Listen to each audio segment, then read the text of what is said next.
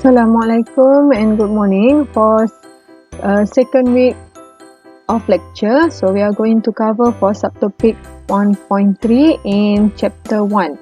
So subtopic 1.3 is about stoichiometry, the study of quantitative for chemical formula and reaction. Quantitative meaning we need to calculate in other word is quantity based on chemical equation. So in this subtopic, you are going to balance equation. So balance equation we call as chemical equation by using inspection method. Actually, inspection method is a simple method that we need to balance for both reactant and product, left and right hand side. Okay, and another equation we call as redox equation. So redox equation refer to RED refer to reduction and OX refer to oxidation, meaning oxidation and reduction occur at the same time. So this equation we are going to balance by using ion-electron method. And also we are going to define what is limiting reactant and percentage yield. So this is chemical equation. So the capital letter of A, B, C and D. So A and B refer to reactant, C and D refer to product. So this reaction is between A and B to produce C and D. So to balance equation, we are going to use stoichiometry coefficient yang small a, b, c dengan d tu. So yang tu kita panggil sebagai stoichiometry coefficient ataupun bahasa pasar kita selalu panggil sebagai mol. Okay, for example, this is the equation reaction between CH4 and 2O2 produce CO2 and 2H2O. So yang 2 oxygen, 2 water, that one refer to stoichiometry coefficient. Nanti kamu boleh go through these notes in link that I've gave you before. So we have two methods. So for chemical equation, inspection method, and for redox equation, ion-electron method. Okay, for example, here we have NH3 react with CuO, produce Cu, N2 and H2O. So by apply the inspection method, so kita start with element other than oxygen and hydrogen. Selalunya kita akan start. Okay, contoh sini kita ada Cu and also nitrogen. So hydrogen dengan oxygen because dia akan appear in almost all product and reactant. So kita akan balance last. So I start with nitrogen. So here I have 1 nitrogen, tapi sini kita ada 2 nitrogen. So to balance for nitrogen on your right hand side, okay, kita tambah 2. So we get 2 nitrogen, same goes here, 2 nitrogen. Okay, selepas kita balance for nitrogen, actually we need to balance for copper. Tapi because copper dah balance, Cu1, sini pun 1, so kita goes for hydrogen. Because after we put 2 in front of NH3, kita akan ada 6 hydrogen. So to balance for 6 hydrogen, kita letak sini 3 water. So we get 6 hydrogen. Then we have 3 oxygen. So to balance for 3 oxygen, we put 3 CuO. So here we need to balance back for copper. So we have 3 copper. So we put here 3 Cu. Okay, so check for both right and left hand side. So reactant copper 3, product 3. Okay, so actually kamu tak perlu pun buat table macam ni. Yang penting both side dah balance. Okay, yang ini yang the most important part untuk balance redox equation using ion-electron method. So for redox equation, kita akan ada 2 different condition ataupun medium, acidic medium or basic medium. So actually dia punya step dia hampir sama, nanti kita akan explain. So for redox equation, kita tahu redox ada charge include in the equation. So kita perlu balance charge selain daripada elemen. Kalau untuk chemical equation kita ada elemen je, tapi untuk redox equation kita perlu juga balance charge. So ini step dalam ion-electron method. Okay, so divide the equation into two half equation. So two half equation refer to, satu tu ialah oxidation and another one is reduction. So after that we balance all atom other than hydrogen and oxygen. So other than hydrogen and oxygen we can say as metal atom or element. So then we balance for oxygen atom. So untuk oxygen atom, so balance for oxygen, we add water. Okay, so kita tak akan tambah oxygen gas. So kita akan tambah H2O. Di mana kita akan tambah kepada side yang less oxygen. The next step, we balance for hydrogen. So hydrogen we balance by adding H+. Sama juga, so kita akan add to the side with less hydrogen. Okay, and last one we balance for charge. So to balance charge we add electron. So kita tahu electron carry negative charge, so kita akan add electron to the most positive side. So kita ada MOHE. After we have balance for that two half equation, so kita combine that two half equation, okay, by cancel out the electron. So untuk cancel out the electron, kita perlu samakan electron pada both half equation. So kamu perlu darab lah. Okay, then make sure all element pada both side tak akan appear twice. Meaning kalau sebelah kiri ada H2O, sebelah kanan pun ada H2O, so kamu perlu cancel out. Maksudnya yang besar tolak yang kecil lah. Okay, and last step for basic medium. Okay, actually acidic medium dah stop sampai step number 7. So untuk basic medium, kita akan continue adding OH minus pada both side of equation. So depends on how many H plus appear. So kalau pada step number 7, kita akan ending with 7 H plus. So meaning step number 8, kita akan tambah 7 OH minus pada both side. Okay, then H plus and OH minus can combine to form H2O. For the first example, acidic medium. Okay, tadi ayat yang panjang-panjang tadi, so kita divide into two half equation.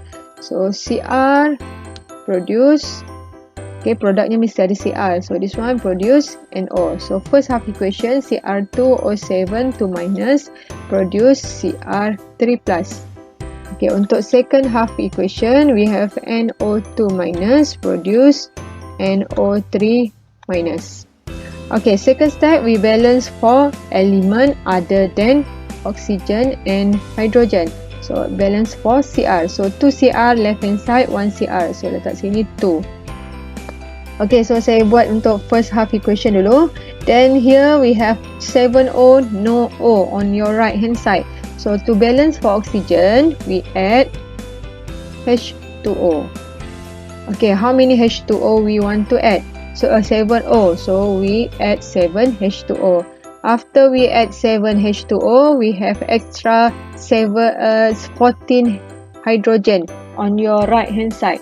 So we need to add 14 H plus on your left hand side. Okay, so balance for all element. Okay, then check for charge. So last step, balance for charge. So yang ini 14 times 1, so plus 14. So negative 2 times 1, negative 2. So overall charge on your left hand side 14 tambah negative 2. So jadi positif 12. Okay, then for your right hand side, so positive 3 times 2. So this one positive 6. So this one 0 times 7, 0. So sebelah kanan positive 7. So which side yang more positive? Yes, left hand side. So how many electron we need to add to become positive 6 supaya dia sama dengan sebelah kanan ni? Okay, yes, we need to add 6 electron. Okay, so kita akan tambah 6 elektron di sebelah kiri. Okay, so kita akan buat dengan step yang sama untuk the second half equation. So here we have one nitrogen on your right hand side. So we lack of oxygen on your left hand side. So kita akan ada 3 oxygen on your left hand side sama dengan sebelah kanan. Okay, then we have extra hydrogen here, 2 hydrogen. So we plus 2H plus on your right hand side. So balance for element pada both side. Then to balance for charge, okay, so negative 1 times 1, so negative 1 on your left hand side, so sini 0. So meaning negative 1 sebelah kiri. So on your right hand side, negative 1. So here positive 1 times 2, positive 2. So we have positive 1 on your right hand side. Yes, tambah 2 electron. So we add 2 electron on your right hand side. Okay, so to make sure step kamu betul, yang tadi kita dah tambah elektron di sebelah kiri. So ini di sebelah kanan. So kalau pada dua-dua equation kita tambah side yang sama, so meaning salahlah kita punya step tu. Okay, then kita akan totalkan these two half equation. So untuk totalkan these two half equation, so we need to cancel out the electron. Okay, sebelum kita cancelkan elektron, perlu samakan bilangan elektron. So ini 6 elektron, ini kita ada 2 elektron. Meaning untuk second half equation kita perlu times 3. So kita boleh cancel out ataupun total ataupun combine these two half equation by cancel out the electron. Okay, selain daripada cancel out electron, kita perlu cancel juga bilangan perlu juga cancel elemen yang ada kalau dia sama pada both side. Okay, so saya rasa tak ada lagi elemen yang sama. So kita tahu yang ini soalan ni dalam acidic medium. So make sure in overall equation we have H+. Okay, indicate dia ialah in acidic medium. So double check for element and also charge. Okay, so this is the answer for overall equation bila kita dah balance redox equation yang merah ni. Okay, so this one to balance redox equation in basic medium. Actually sama macam tadi, kita akan divide into two half equation. Okay, cuma okay, ni kita divide into two half equation, kemudian kita balance untuk atom selain daripada hydrogen and oxygen, kemudian kita balance for oxygen by adding water, balance for hydrogen by adding H+. Okay, last step kita akan balance for charge by adding electron. Okay, yang membezakannya ialah okay, selepas kita dah jadikan dia, dah totalkan that two half equation, kita akan dapat macam ni. So yang ini refer to acidic medium because kita ada H+. Okay, then untuk jadikan dia basic medium, kita akan tambah OH- pada both side. So berapa banyak OH- yang kita perlu tambah depends on how many H+ yang kita ada. So here kita ada 16 H+. So kita akan tambah 16 OH- pada both side, left and right hand side. Okay, then actually kita ada 16 H+ yang initial tadi sini. So combination between 16 H+ dengan 16 OH- akan form 16 H2O. Here we have water pada both side. So 8 H2O and also 16 H2O. So kita akan cancel out 16 minus 8. So kita ada left 8 H2O on your right hand side. Okay, so kalau tak ada apa-apa yang sama dah pada both side, kita akan totalkan. So we write back that equation. So we have at the end of the equation 16 OH-. So indicate this is in basic medium. So no more H+. So double check for element. Okay, so that's all for balancing equation. So we proceed to limiting reactant. So after we balance equation, we will use that equation to calculate for product ataupun berapa banyak product yang produce depends on limiting reactant. So the analogy is like this. To make a bicycle, one bicycle, we need one frame and two tires. Ini bicycle ya, dua tire. So if we have 3 frame and also 4 tires, so how many bicycle that we can make. Actually, we can only make 2 bicycles. So because we have only 4 tires. So between tires and frame, which one is limiting reactant? Yang mana melimitkan, yang menghadkan penghasilan bicycle? So tire. Sebab kita ada extra frame. So this tire we call as limiting reactant, tak cukup. Okay. Then yang frame ni berlebihan, lebih satu. So frame we call as excess reactant. So remember, excess reactant, limiting reactant hanya di sebelah kiri. Di sebelah kiri sebab dia ialah reactant. Cover for definition. So limiting reactant is the reactant that is completely consumed. Completely consumed maksudnya habis digunakan in a reaction, and limit the amount of product form. So yang akan menghadkan bilangan produk yang terhasil. So kita ada limiting reactant, satu lagi ialah excess reactant. So excess reactant that will remain at the end of the reaction. Okay, for example dalam equation yang kita dah balance, so for example kita ada 4 mol Fe, 6 mol S. S berapa banyak yang terhasil depends on S ataupun depends on Fe. So kita tahu setiap 1 mol Fe yang bergabung dengan 1 mol S akan produce 1 mol FeS. So kalau kita ada 4 mol Fe, meaning dia akan bergabung dengan 4 mol S. So dia akan hasilkan 4 mol produk. So yang berlebihan sini ada 2. So in calculating limiting reactant, so these are the steps. So we start with balance chemical reaction. So selalunya chemical reaction, tapi ada juga redox equation. So then convert all the information given into moles. So mole boleh calculate from mass over molar mass. Okay, to calculate for mole, ataupun boleh juga daripada molarity times volume over 1000. Okay, so convert semua maklumat yang dibagi kepada mole. Then using balance equation, relate mole given dengan equation. So daripada situ kita akan pilih siapa yang jadi limiting reactant. So this limiting reactant yang akan limit berapa banyak produk yang terhasil. Okay, and to calculate how many product produced, we have yield, we call as theoretical yield, actual yield, and also percentage yield.